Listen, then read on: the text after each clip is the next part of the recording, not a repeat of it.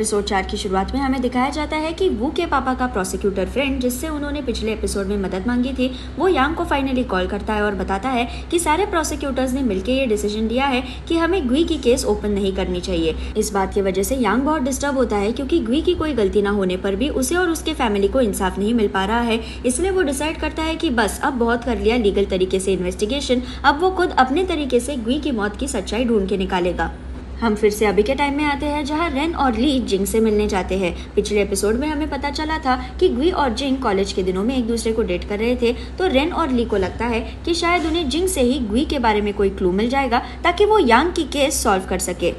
Rain जिंग को पूछते हैं कि हम जब चाओ और यांग की केस इन्वेस्टिगेट कर रहे थे तो हमें एक और केस मिली, गुई की केस, जो शायद चाओ और यांग से रिलेटेड है और हमें पता चला कि तुम उसके साथ रिलेशनशिप में थी। जिंग बोलती है कि पुलिस वालों के पास गॉसिप करने का बड़ा टाइम है, लेकिन हाँ, मैं और गुई एक दूसरे को कॉलेज में डेट करते थे। वो बहुत हैंडसम और स्मार्ट था, इसलिए सारी लड़कियों को वो पसंद था। ली पूछता है कि गुई टीचर कैसे बन गया, तो जिंग बताती है कि कॉलेज के वक्त एक पास वाले छोटे से गाँव से वॉलंटियरिंग की ऑफर आई थी। इस ऑफर में गाँव के बच्चों को स्कूल में पढ़ाने का काम था और गुई ने ये ऑफर एक्सेप्ट कर ली। हमें फिर यहाँ पे गुई की स्टोरी दिखाई जाती है। इस गांव का नाम है मी और ये बहुत गरीब गांव है जहाँ बच्चे पढ़ाई को बीच में ही छोड़ देते हैं। सारे बच्चों की एज अलग होती है, लेकिन वो एक ही क्लास में पढ़ते हैं और ऊपर से उनके पास कोई फैसिलिटीज भी नहीं होती। गुई जब इस गाँव में जाता है तो एक बड़े बिजनेसमैन ने स्कूल के बच्चों के लिए एक नई बिल्डिंग बनाई होती है ताकि वो अपने पढ़ाई पे फोकस कर सके। इस बिजनेसमैन का नाम होता है फू और उसके कंपनी का नाम होता है कॉन ग्रुप, और गुई फू से बहुत इम्प्रेस होता है। गुई फिर स्कूल में बच्चों को इंग्लिश और चाइनीज पढ़ाता है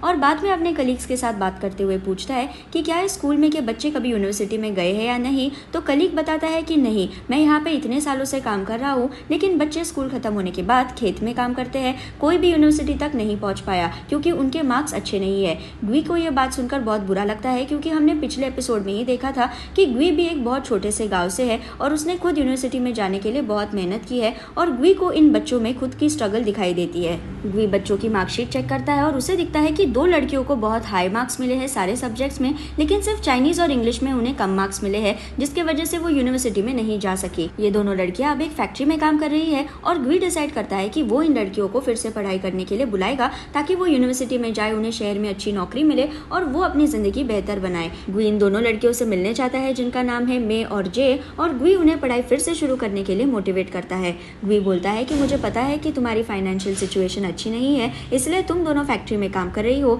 लेकिन मुझे लगता है कि तुम दोनों बहुत टैलेंटेड हो। मैं तुम्हें पढ़ाई में मदद करूंगा, तुम दिन भर नौकरी करो और शाम को मैं तुम्हारी यूनिवर्सिटी एग्जाम की प्रिपरेशन करवाऊंगा। लड़कियां गुई की बातों से खुश होती है क्योंकि उन्हें भी पढ़ना है और अच्छी नौकरी करनी है, और शाम को ये दो लड़कियां बहुत सारे बच्चों को स्कूल में लेके आती है गुई के पास क्योंकि इन बच्चों को भी पढ़ना है। गुई उन्हें बहुत अच्छे से पढ़ाता है, बच्चे भी बहुत खुश होते हैं क्योंकि उन्हें कोई मदद कर रहा है। लेकिन अचानक एक दिन जे स्कूल में आना बंद कर देती है। एक शाम गुई मे को पूछता है कि तुम्हारी फ्रेंड आजकल क्यों नहीं आ रही है स्कूल में, तो मे बोलती है कि वो ठीक है, बस उसे कुछ काम है। मे कुछ तो लिखकर अपने डेस्क के नीचे रखती है और फिर गुई को पूछती है कि क्या आप मेरे साथ डिनर करेंगे, मुझे आपको कुछ इंपॉर्टेंट बताना है। गुई उसे हाँ बोल देता है और वो दोनों स्कूल से बाहर आते हैं, लेकिन स्कूल के सामने एक कार होती है जिसमें से एक पीले बाल वाला आदमी बाहर आता है और मे का हाथ पकड़कर बोलता है चलो मेरे साथ। गुई इस आदमी को पूछता है कि तुम कौन हो, तो आदमी बोलता है कि मैं मे का कजन हूँ और हम आज हमारे ग्रैंडपा के घर पे जाने वाले हैं। इस सीन को देखकर समझ आ जाता है कि मे इस पीले बाल वाले आदमी से बहुत डरती है।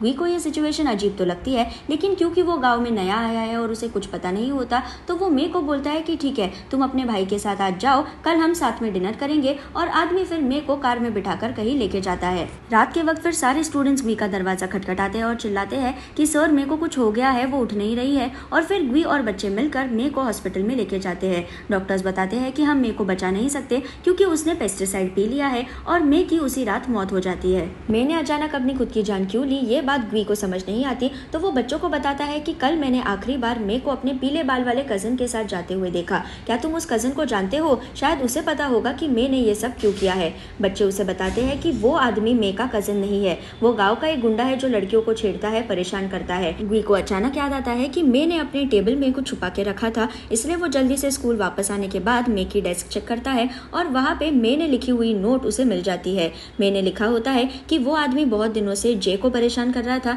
इसलिए जे अपने घर से बाहर ही नहीं आ रही है और उसने कुछ दिनों पहले मुझे टारगेट करना शुरू कर दिया। ग्वी इन बातों से बहुत डिस्टर्ब होता है क्योंकि अगर उसने मे को उस आदमी के साथ जाने नहीं दिया होता तो शायद आज मे की जान बच गई होती। ग्वी फिर पुलिस स्टेशन में जाकर कंप्लेंट फाइल करता है इस आदमी के खिलाफ कि इसी ने मे के साथ कुछ किया है, और जब पुलिस इन्वेस्टिगेशन करते हैं तो उन्हें पता चलता है कि मे का रेप हुआ है और इस आदमी को वो अरेस्ट कर लेते हैं। ग्वी इन सारी बातों के बारे में जिंग को बताता है कि कैसे उसे बहुत बुरा लग रहा है कि वो मे को बचा नहीं पाया, और उसी वक्त ग्वी के घर पे पीले बाल वाला आदमी आता है और ग्वी को मारना शुरू करता है, कहकर कि तुम्हारी इतनी हिम्मत कैसे हुई कि तुमने मेरे खिलाफ पुलिस कंप्लेंट की। वो एक कांच की बोतल लेकर ग्वी को खत्म करने वाला होता है, लेकिन एक टीचर आके उसे रोकता है और उसे जाने के लिए कहता है। हम फिर से अभी के टाइम में आते हैं जहाँ ये पूरी स्टोरी जिंग पुलिस वालों को बता रही है, और वो बताती है कि कैसे ग्वी का पुलिस वालों पे का विश्वास उठ गया था और कैसे ग्वी ने डिसाइड किया था कि वो खुद मे की मौत के बारे में सच ढूंढना चाहता है, और उसे हेल्प करने के लिए जिंग ने उसे एक कैमरा दिया था। ली पूछता है कि उस कैमरा के साथ उसने कौन सी पिक्चर्स खींची,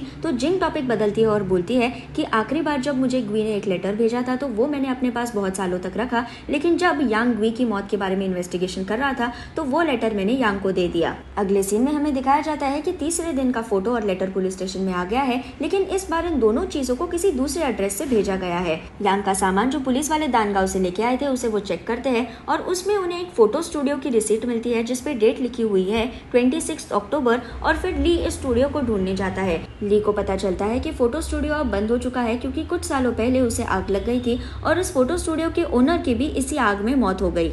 हमें फिर पुराने टाइम की स्टोरी दिखाई जाती है, यानी यांग की स्टोरी दिखाई जाती है। यांग देर रात तक अपने ऑफिस में काम कर रहा होता है और उसे ग्वी के केस के बारे में कुछ और क्लूज मिल गए होते हैं कि कैसे उसकी बॉडी लेक में मिली थी, कैसे वो सच में बच्चों की जिंदगी बेहतर बनाना चाहता था और कैसे वो मे के बारे में सच ढूंढ के निकालना चाहता था। अचानक यांग की ऑफिस की खिड़की को कोई बाहर से फोड़ देता है और जब यांग बाहर जाता है देखने के लिए वहाँ पे कोई नहीं होता। यांग को फिर किसी अननोन नंबर से कॉल आता है जो बोलता है कि तुम अगर ग्वी पे इन्वेस्टिगेशन करते रहोगे तो तुम मर जाओगे। इस तरह से अलग अलग टाइम्स में ग्वी मे को इंसाफ दिलवाने की कोशिश कर रहा है, यांग ग्वी को इंसाफ दिलवाने की कोशिश कर रहा है, और ली जो यांग और ग्वी दोनों का सच दुनिया के सामने लाने की कोशिश कर रहा है, ये हमें दिखाया जाता है। और यहाँ पे एपिसोड 4 खत्म हो जाता है। अगर आपको मेरा वीडियो पसंद आए तो उसे लाइक ज़रूर कीजिए और मेरे चैनल को सब्सक्राइब करना ना भूले। Thank you.